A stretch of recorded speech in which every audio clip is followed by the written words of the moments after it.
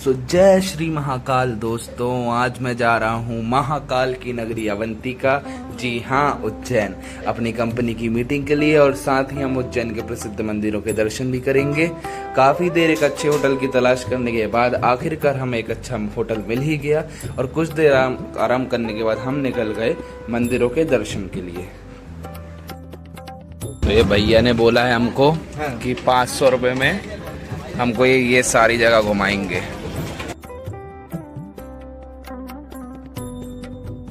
ये महाकाल चौराहे के बाद जो सेकंड चौराहा था ये वो है, और सामने जो दिख रहा है ये सामने है पटनी बाजार। पटनी अच्छा, पटनी बाजार। पटनी बाजार जो है शहर के लोकल बाजार है। तांबा, पीतल, सोना, चांदी, हर तरह का बर्तन, आभूषण सब ये मिलता है। तो आप देख सकते हैं ये बाजार, ये पूरा यूटेंसिल्स मार्केट है पूरा। इस तरफ भी आप देखेंगे तो पूरा ये बर्तन का बाजार है।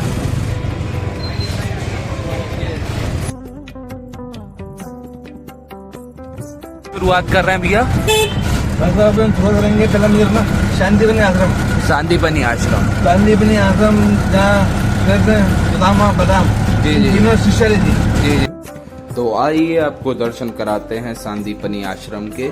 जी हाँ, वही सांदीपनी आश्रम जिसमें श्री कृष्ण, बलराम और सुदामा ने अपनी शिक्षा ग्रहण की थी। साथ ही आप दर्शन करेंगे श्री कृष्ण की 16 विद्याओं की, जो कि श्री कृष्ण ने इस स्थान पर रहकर ग्रहण की थी।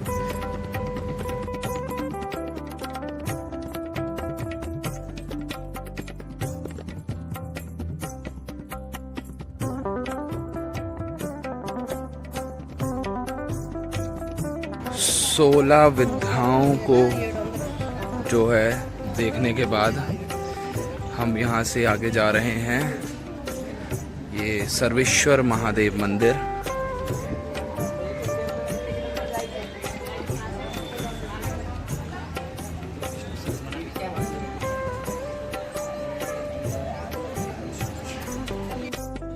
इस कुंड को गोमती कुंड कहा जाता है। श्री कृष्ण को शिक्षा के दौरान यह आकृष्ट हुआ कि महर्षि प्रातःकाल आश्रम में दिखाई नहीं देते हैं। गुरु माता से बात करने के बाद ज्ञात हुआ कि वह प्रतिदिन प्रातःकाल गोमती की नदी के स्नान किए जाते हैं, जिस वजह से उन्हें विद्यादान करने में विलंब होता है। गुरु जी को स्नान करने के दौरान आने जाने में कष्ट ना हो, इसलिए श्री कृष्ण ने गोमती नदी के जल का आवाहन किया। उनके आवाहन के पश्चात गोमती नदी सांदीपनी आश्रम में कुंड के रूप में प्रकट हुई।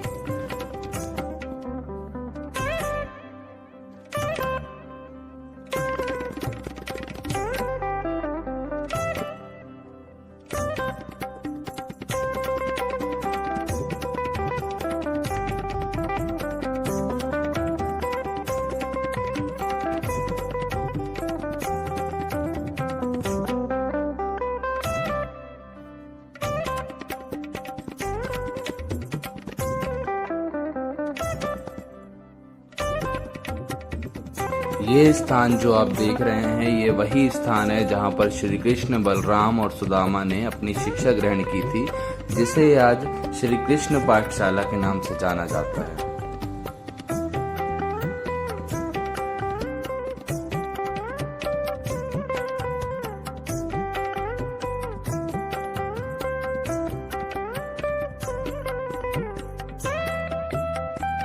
मुझे एक बहुत बुरी चीज लगी, ये जो हाथी है ना, ये 12 साल का है और इसको ना एक बिजनेस बना दिया है बेचारा। वो बचपन है यार उसका भी। सांदीपनी आश्रम के दर्शन के बाद हम निकल चुके हैं अपने नेक्स्ट मंदिर के दर्शन के लिए, जो कि पूरी दुनिया में एकमात्र है। जी हाँ, मंगल गिरे का जन्म स्थान है ये। अच्छा। पूरे भारत में इकलौता मंदिर है। हर मंदिर के ऊपर प्रसाद होता है, इस मंदिर में प्रसाद नहीं है। इसका प्रसाद की जगह दान होता है। 9 चीजें होती है दान के लिए।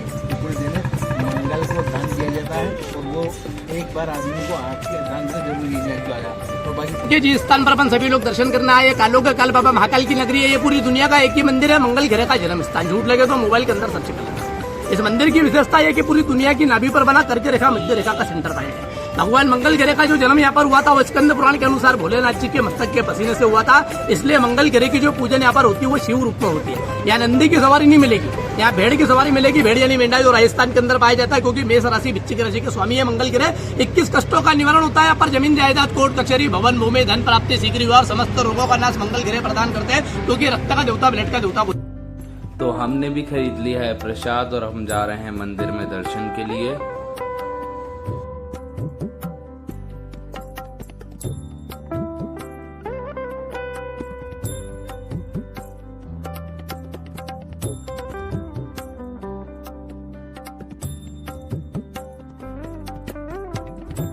क्षिप्रा नदी के किनारे बसे इस मंदिर में जिन लोगों की राशि में मंगल ग्रह हावी होता है वे अपना मंगल ग्रह, मंगल दोष मिटाने के लिए आते हैं और बहुत ही आस्था के साथ यहाँ दर्शन करते हैं।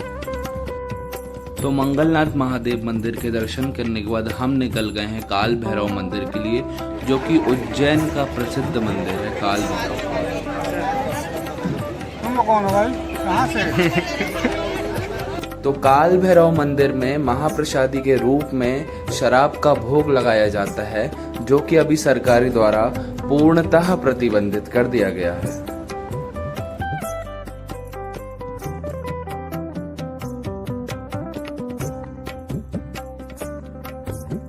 आप यहाँ देख सकते हैं कि लोगों ने अपनी मन्नतों को किस तरह धागों से इस मंदिर पर बांधा है।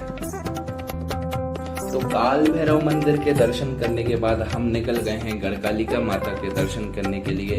जी हाँ, वही गढ़कालिका माता जो कि 52 शक्तिपीठों में से एक शक्तिपीठ है, जो कि उज्जैन में बहुत प्रसिद्ध है। आगे बताओ, गढ़कालिका 52 शक्तिपीठ में से एक है।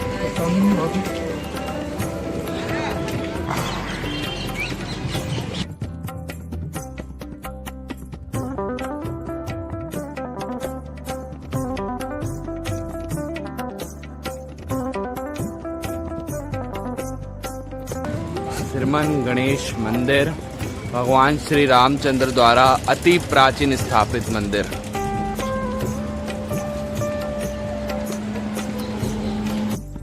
स्वयं श्री राम ने इस मंदिर की स्थापना की थी। स्थिरमन गणेश मंदिर।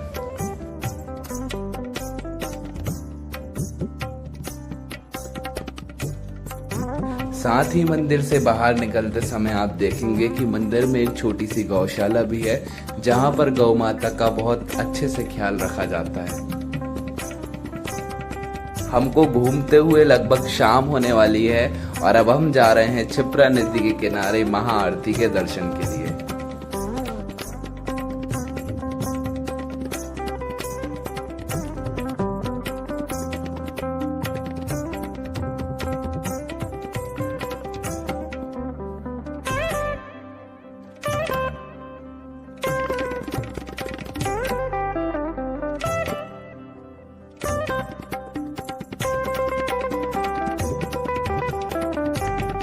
क्षिप्रा नदी के दर्शन करने के पश्चात हम पहुंच गए हैं श्री राम के मंदिर दर्शन करने के लिए।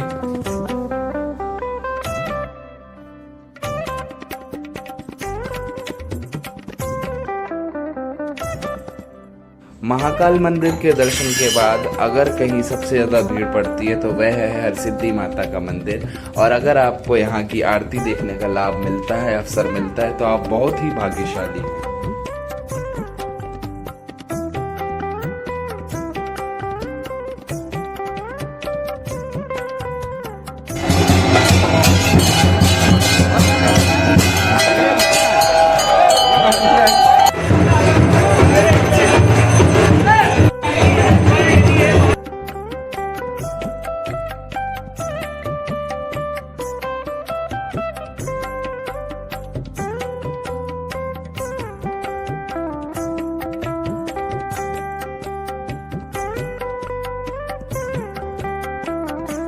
सभी मंदिरों के दर्शन के पश्चात मैं पहुंच गया हूं बाबा महाकाल के मंदिर महाकालेश्वर में, जो कि दुनिया के 12 ज्योतिर्लिंगों में से एक है। यह मंदिर करोड़ों श्रद्धालुओं की आस्था का केंद्र है। इस मंदिर परिसर में प्रतिदिन हजारों श्रद्धालुओं की भीड़ दर्शन के लिए उमड़ती है।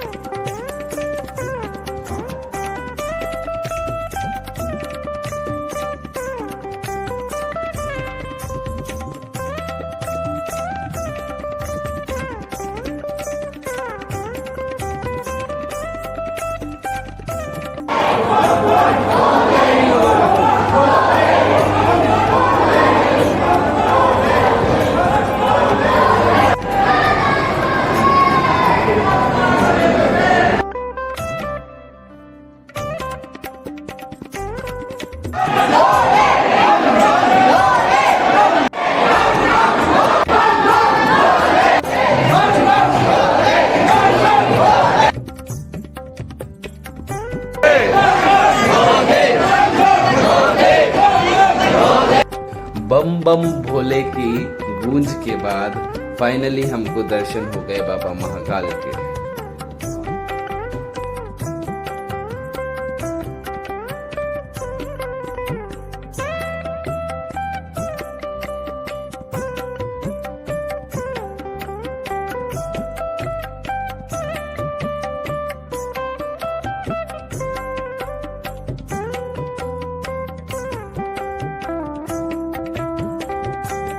सभी मंदिरों के दर्शन के पश्चात हम निकल गए आसन बत्तीसी देखने। जी हाँ, वही आसन बत्तीसी जिस पर बैठकर राजा विक्रमादित्य अपना शासन चलाते थे। राजा विक्रमादित्य की मौत के बाद ये आसन पूरी तरह से विलुप्त हो चुका था, जिसे राजा भोज ने खोज निकाला और उज्जैन नगरी पर शासन करने की कोशिश की। अनेक विसफलताओं के बाद राजा भोज को ये उज्जैन की नगरी को छोड़ना पड़ा। अब हम अपने होटल जा रहे हैं क्योंकि हमने 2 दिन से आराम नहीं किया है और जाकर थोड़ा सा आराम करेंगे। अगर आपको ये ब्लॉग पसंद आया हो तो प्लीज़ लाइक, सब्सक्राइब, शेयर ज़रूर कीजिएगा। आपके सपोर्ट से ही मुझे ब्लॉग बनाने की प्रेरणा मिलती है। Thank you.